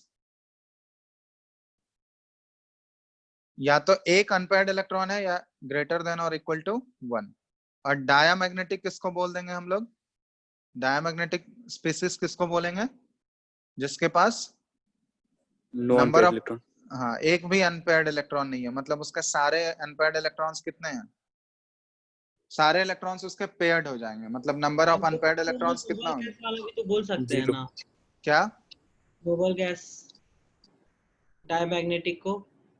हाँ, नोबल गैस हो गया, मतलब बोल क्या सकते हैं, वो कोई भी स्पीसीज होगा। जैसे आयंस भी बहुत सारे होते हैं जिसके पास अनपेयर्ड, वो तुमसे पूछा जाएगा क्वेश्चन में कि जैसे 4 ऑप्शन दे दिया, पूछ देगा which of the following is diamagnetic in nature, तो क्या करोगे? अगर आयंस के फॉर्म में, तो सबसे पहले सबका इलेक्ट्रॉनिक कॉन्फ़िगरेशन लिखना होगा। इलेक्ट्रॉनिक कॉन्फ़िगरेशन लिख के उसके बाद ही आइडिया लगाओगे कि अनपेयर्ड इलेक्ट्रॉन्स है या नहीं है उसके पास। अगर एक भी अनपेयर्ड इलेक्ट्रॉन नहीं मिला तो वो डायमैग्नेटिक, और अगर एक भी अनपेयर्ड इलेक्ट्रॉन मिल गया तो वो पैरामैग्नेटिक, या एक से ज्यादा है तो वो पैरामैग्नेटिक। और फिर उसके बाद मैग्नेटिक मोमेंट भी पूछा जाता है उसका। तो मैग्नेटिक मोमेंट कैसे निकालोगे? फॉर्मूला बता चुके हैं, √n into n plus 2, और इसका यूनिट क्या आ जाएगा? बोर मैग्नेटॉन, वेयर n का वैल्यू क्या है? Number of unpaired electrons. ठीक है, Yes sir. चलो, तो ये ऑलमोस्ट ये चैप्टर, अच्छा एक ग्राफ वाला पार्ट बच गया था। ठीक है, तो उस दिन तुम लोग वो 5 से 10 मिनट लगेगा उसमें कंप्लीट करने में, तो एक और क्लास रखेंगे उसमें। उसमें तुम लोग डाउट्स, जितना भी डाउट है वो कलेक्ट करके रखना उस दिन। ठीक है, एक और नेक्स्ट क्लास रखेंगे, उसमें 5-10 मिनट एक ग्राफ बताना है बस, उसके बाद डाउट्स डिस्कस कर लेंगे उस दिन एटॉमिक स्ट्रक्चर का। ऑलमोस्ट चैप्टर कंप्लीट हो गया है। ठीक है, यस सर। Yes sir. तो तुम लोग क्वेश्चंस बनाना स्टार्ट कर दो, जो अभी तक नहीं बना हो क्वेश्चन, जितना भी प्रैक्टिस करना है क्वेश्चन प्रैक्टिस कर लो। खत्म कर देना ग्राफ को, क्या? अभी ग्राफ पढ़ा के खत्म कर दीजिए। नहीं, वो रहने देंगे, ठीक है, वो नेक्स्ट, उसमें थोड़ा सा टाइम लगेगा, वो एक्सप्लेन करना है, 10 मिनट लगेगा। ठीक है, तो ध्यान रखना उसको, बस वो बताएंगे और उसके बाद जो डाउट होगा वो कलेक्ट करके रखना, उस दिन पूछ लेना। ठीक है, उसके बाद वो चैप्टर कंप्लीट कर देंगे, वो चैप्टर हो जाएगा। तो जितना भी क्वेश्चंस बनाना है 2-3 दिन जो भी टाइम मिल रहा है अभी, बना लो क्वेश्चन। ठीक है, सारा क्वेश्चन कलेक्ट करके रखना है। जितना क्वेश्चंस बनाना है प्रैक्टिस करो, क्वेश्चन जितना ज्यादा से ज्यादा बना सको। प्रीवियस ईयर क्वेश्चन बनाते हो तुम लोग? So booklet से. बुकलेट में भी दिया हुआ है ही ना, प्रीवियस ईयर एक्सरसाइज है ना। Yes. प्रीवियस ईयर बनाओ, उससे आइडिया लगेगा किस टाइप का क्वेश्चन आ So रहा है। side book कौन सा? साइड बुक कुछ नहीं, एनसीईआरटी बनाओ, बुकलेट अच्छे से प्रैक्टिस करो, बुकलेट ही बना लो। एक ज्यादा बुक पढ़ने से दिक्कत है। ठीक है, एक ही बुकलेट में ही सारे टाइप्स के क्वेश्चन तुमको मिल जाएंगे। क्लियर है ना? तो बुकलेट को ही 1 बार 2 बार प्रैक्टिस कर लोगे तो वो क्लियर हो जाएगा, और बाकी बुकलेट के क्वेश्चन बनाओ और प्रीवियस ईयर वाला एक्सरसाइज सॉल्व करो। ठीक है, उतना काफी है, Yes sir. उससे ज्यादा करने का जरूरत नहीं है। क्लियर है ना? तो सबको बोल रहे हैं Yes. क्वेश्चंस प्रैक्टिस करो, जितना ज्यादा क्वेश्चन बना सकते हो क्वेश्चन बनाओ। बुकलेट के मैक्सिमम, सारा तो नहीं बना पाओगे, ठीक है, मैक्सिमम क्वेश्चंस टच करो, ट्राई करो करने का, ठीक है। Yes, sir. चलो, तो जो भी डाउट होगा वो नेक्स्ट क्लास में कलेक्ट करके रखना, नेक्स्ट क्लास में डिस्कस कर लेंगे, और नेक्स्ट क्लास में ये चैप्टर भी कंप्लीट हो जाएगा, ठीक है। उसके बाद नेक्स्ट चैप्टर स्टार्ट करना। तुम लोग का ऑर्गेनिक में नोमेनक्लेचर हो गया खत्म? बाकी है सर थोड़ा। अच्छा, बाकी है।